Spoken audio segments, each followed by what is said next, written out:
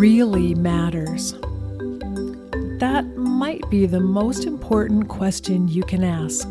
So let's talk about it. Welcome to What Really Matters podcast, Everyday Spirituality with Karen Wyatt. Thank you for joining me here today. I was not able to record a podcast last week because I had laryngitis and I literally could not speak at all. There was no way I could record anything. And so last week was supposed to be the big episode number 100. And this week is now episode number 100 since I had to skip. And it was interesting because I had just announced the week before that as I reached 100 episodes, I was going to think over whether or not I should continue this podcast. Part of the issue being that I don't have as many listeners as I would like to have, as I thought I might have by this point after almost 2 years of podcasting on this channel. Though I have to admit, I haven't done anything to promote the podcast. I haven't really told very many people about it. So it's only spreading apparently by word of mouth, or I don't even know how. I don't know how people discover it or come to listen to it. And so part of me thought, well, there isn't really any validation that this podcast is making a difference. So should I keep doing it? And last week I was seriously considering, no, I think maybe it's time to quit. Then I lost my voice, which at first I wondered, so maybe that's a validation, like you can't even talk, you can't even do the podcast. You're meant to stop doing it.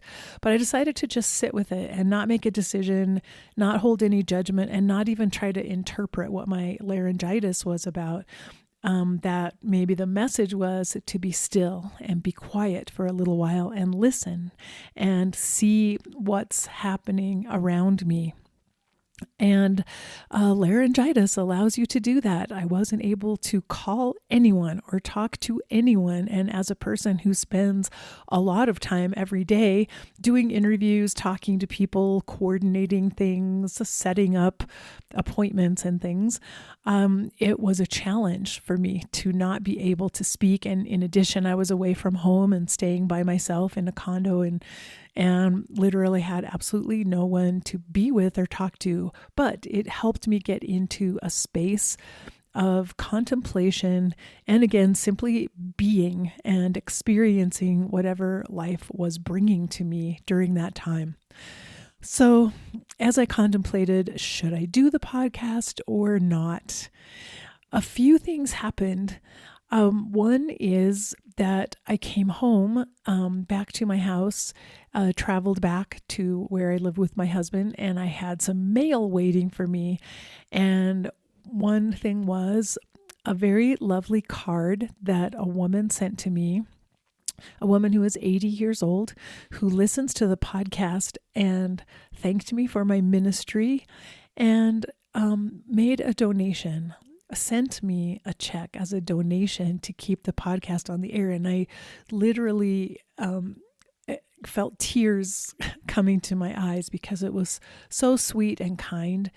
And it was such a pure and gentle message of the value of what it is that I do, even though it doesn't show up in numbers of listeners. It is the fact that what if this woman, Barbara, is my only listener, and what I do is powerful and means something to her? Doesn't that make it important or worth doing alone? And so that happened. Then I also found out through my daughter that one of her classmates listens to this podcast. Didn't realize that I'm my daughter's mother until that all came together. And there are sometimes little synchronicities in life that bring us together. And it doesn't take that much for me to recognize that there's energy around what I do, and it's powerful. And maybe losing my voice for a week was something that was necessary so that I could sit back and look at things differently, because I was way too focused on the number of subscribers and the number of listeners, when honestly, the numbers are not what matter.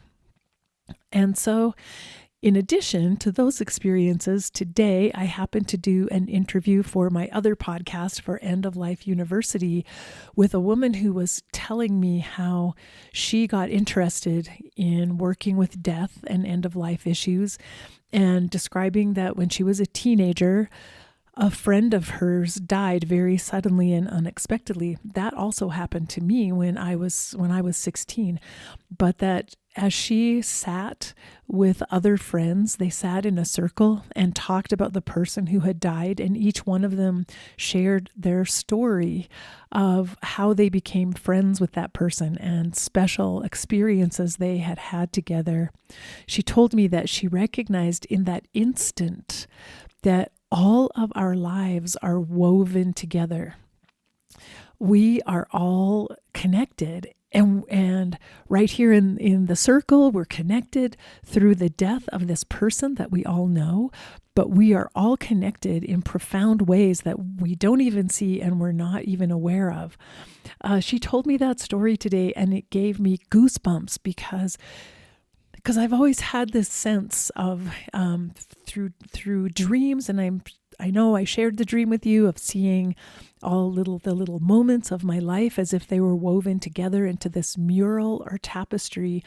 So this idea that everything that has happened in my life is part of the weaving. It's all connected. It all fits together. It all shapes who I am. But she helped me really expand on that idea by seeing how it's not just that. The weaving goes way beyond just my life. The weaving connects all of us, and that I'm interwoven with all of you who happen to listen to this episode. And again, it might be only one person and it might be no one. I don't know. I can't know that. And that's okay that I don't know. It's that I'm acknowledging that we are interwoven, and maybe no one will listen to this episode for 5 years. Maybe no one will hear this, but the right person will hear it down the road from now. That person who's already connected, already interwoven, will come across this episode and listen to it and hear it. And that alone is worthwhile. It is worth my time, and it's worth whatever effort I put into creating this. And it's through this network, this tapestry that connects us all, that we have the ability to pour out our energy, to send it out like light rays and waves, and send it out to anyone. We can choose specific people to send it to. And yes, I send my love and gratitude to Barbara, who sent me that beautiful card and a contribution. But I send my light and I send my love to everyone who is part of this tapestry. And that's everyone, everywhere. That's all of us. That's all of time as well. If you want to really go big, it's the universe, and it's all of time and all of existence. But to just think on the smaller scale, the people who listen to this podcast, we are being woven together by listening here. Sometimes you're listening to the stories of things that happen to me that I share with you, of people that I meet, of things that come up in my life, of things I'm learning and working on. You're listening to those. I don't often get to hear back from you, which I would actually really like if I knew, what is your story? How are you being interwoven in this whole process? And I would love to hear more of that, because it's powerful when you know that there are other people out there who are feeling the connection and responding to the connection. And that's what I think it means, to be inspired somehow or another to listen at a certain time to a certain episode of a podcast. Like, what brings you to that place? And what is it that caused you to want to listen and to connect in, to plug in and get connected? And also, what is it that you are sharing with the world? How are you spreading your light in the world? Which I'd love to know about. And if in any way, the things I bring you through this podcast help you on your journey as you are radiating light to all the world around you, that's perfect. That is beautiful. That's a synchronicity that is so important and that I value so much. And there's another little thought that I wanted to share, that sometimes when I've been asked to speak at funerals or at weddings, and I don't do a lot of that, just occasionally, but one of the things that I've been inspired to tell people is that to look around and to look at the group of people that have come together in the moment for that event, for the funeral, for the wedding, whatever it happens to be, that we have gathered together to memorialize and to celebrate together. That each one of us has been called in our own way to attend, to be present, to show up, to be there for that very event. And we may have traveled a long distance. We may have had to cancel other plans. We may have had to go to a lot of trouble in order to arrive at that place, at that time, for that particular ceremony that is taking place. And there's something very powerful about that. When you look around and look at all the people and think, there's maybe 100 people in this room, and each one of us had our own reasons for choosing to attend. And they were powerful enough that they caused us to go to some trouble to get here, to make it happen. And probably each one of us had a very different reason for attending. We each had our own personal thoughts and ideas and inspirations about being there and why it was important for us to be there. And we should never take it lightly when we've received that call to show up and attend and be present for something. We should never take that lightly. It's always significant that we're there. And we could have chosen not to come. We probably could have come up with 10 reasons why it wasn't a great idea to travel, to go to that event. And yet we overcame all of those reasons and we did it. We showed up, we're there, and it's not ever a mistake and it's not random. And it's also not random that every other person sitting with us in that space is there. There's something very powerful that of people being called and drawn together to the same physical space for a reason. And of course, ostensibly, the reason is to take part in this ceremony, this wedding, this funeral. And of course, that is an important reason. But there's something so much bigger than just a ceremony happening. There is something about this event that requires our energy to be part of it and the energy of every other person who managed to show up that day. And given there were a number of other people who were either invited or who it was hoped might attend, who chose not to, who decided they couldn't go, they couldn't be there. And for whatever reason, the energy moving through them became an obstacle that said, no, this isn't the right thing for me. But those of us who showed up had that same positive inspiration that was strong enough to get us there in the first place. And as I said, it's not random, it's not a mistake, and there's something happening, and it is that process of weaving together. We're weaving together all of our stories, these stories of what we had to go through to arrive at that place on that day at that time. We're weaving them together and we're making a much bigger story. And that huge tapestry, if you'll let me call it that again, is something, if we're talking about a couple coming together in marriage, we're creating this like tapestry of support and comfort and maybe wisdom and experience and love that can shelter this new couple as they begin this journey together. And maybe if it's a funeral, we're weaving together this incredible witness to the life of the person who has died, and we're sharing it with the closest loved ones of that person, again, to express love and wisdom and our energy and the power of every interaction their beloved person had while they were alive. And we are sharing these bonds that have been joined together in this new tapestry we made because we're supporting one another in continuing bonds with the person who died. We are helping one another maintain that connection. We're helping the closest loved ones maintain their connection. We're helping each one of us who, for whatever reason, chose to be there that day. And we're all sharing in it. We're sharing in this process of creating this beautiful, beautiful tapestry of connection. And I really do believe that we're all connected no matter what. We're still connected to all the people who didn't come, who decided not to be present with us. We're connected to them as well.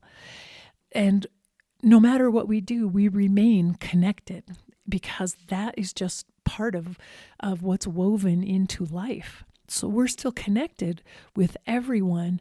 Yet when we put some energy behind it, when we go to the trouble to physically show up in a certain place and be there for one another, something even more powerful and beautiful gets created out of that moment.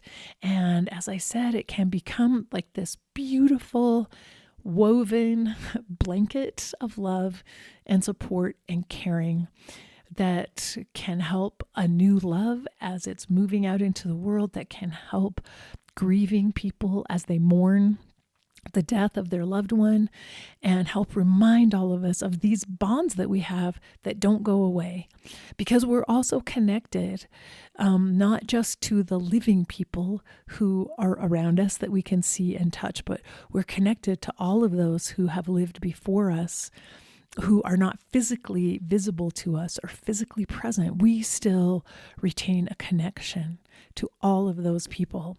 And that is such a powerful image for me right now.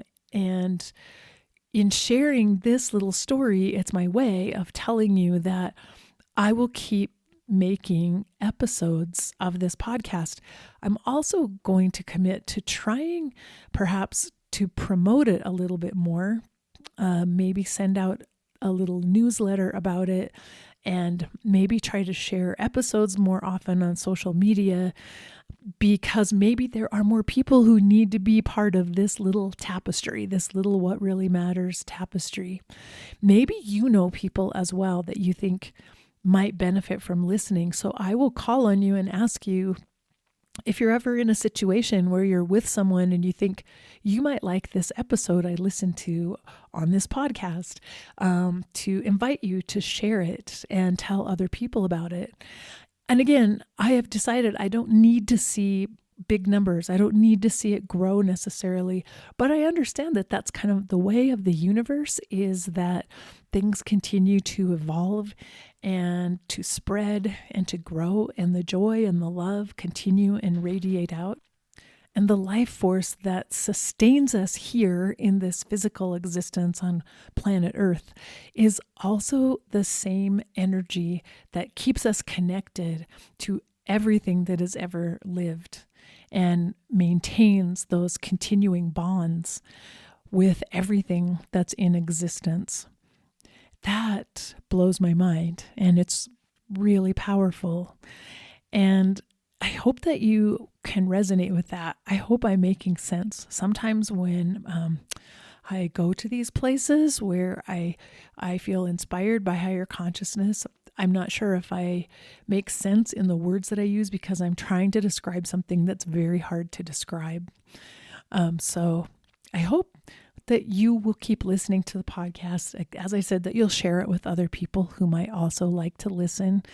And I hope more than anything that it in some way spreads light for you, in some way brings joy or insight or peace or calmness, that in some way it opens the door a little bit and helps you, or is positive and meaningful for you in your life. That's what I hope.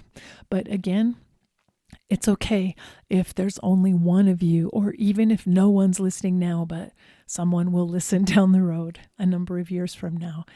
So I'm going to end a little earlier than usual in order to save my voice, which is still not 100% and can't tolerate talking for too long a time. But I have learned the value of silence and the value of being able to be quiet. And so I will share that silence with you as well as I take my leave, and hopefully I will be back next week. And so until then, remember that we're here for love. So face your fear, be ready for whatever life brings your way, and love each and every moment of your very precious existence. Bye-bye.